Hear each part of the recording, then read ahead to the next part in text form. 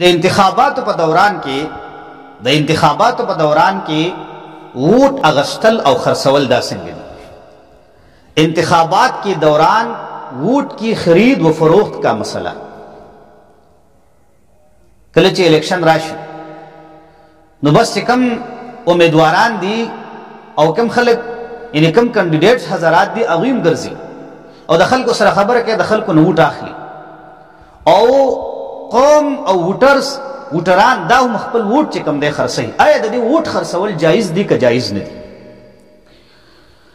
نو په دې مسله کې خبره خدا سي ده چې ووټ د کم نماینده په حق کې استعمالیږي او کم نماینده ته ملاویږي،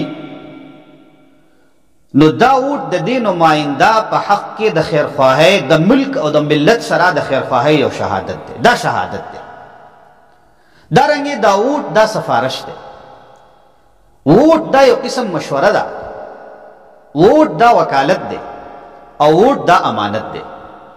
چې کله د ووټ او د رای دی حیثیت ته مونږ وګورو چې دا سفارش هم دی، دا وکالت هم دی، دا امانت هم دی او دارنګه دا شهادت هم دی، نو دې ته چې مونږ وګورو د دې نه دا خبره معلومیږي چې دا ووټ مال متقوم نه دی، یعنی دا داسې څیز نه دی چې د دې د قیمت ولګولی شي.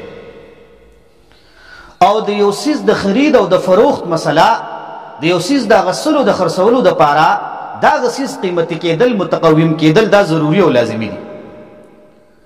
لہذا چې کم خلک ووټ خرڅوي یا ووټ اخلي نو د ووټ اغوستل او خرڅول شرعاً دا جایز نه دي. او په دې مسله کې علامه دکتور وهبة الزهيلي په الفقه الاسلامي ایک دا خبر لیکلی دا چې اتفق الفقهاء على صحة البيع اذا كان المعقود عليه مالا متقوما محرزا موجودا مقدورا على تسليمه معلوما للعاقدين ما لم يتعلق به حق الغير. د بیع د صحت دپاره یعنی فقهاو په دې خبر باندې اتفاق کړی دی چې بیع کله صحیح کیږي، بل بیع اله صحیح کیږي، اغوستل او خرڅول اله صحیح کیږي چې کله مبيعه دا مال متقوم وي، دا قیمتي څیز وي، دارنګه دا موجود وي، خرڅونکی دا قادر وي په سپارلو باندې اغوستونکي ته، او دا معلومه وي اغوستونکي او خرڅونکي ته، او دا داسې مبيعي چې د دې سره د بل چا حق متعلق نه وي، دا د چا نه غصب شوي نه وي، دا د چا نه پټ کړی شوي نه وي، دا د چا نه په زوره باندې نه وي اغوستې شوي. دا د بیع شرایط دي. لہذا ووټ اغوستل او خرڅول که دا کینډیډیټس کوي او که دارنګه که دا ووټرس کوي، دا د شریعت په رڼا کې دا جایز نه دي. دا خپل ضمیر خرڅول دي.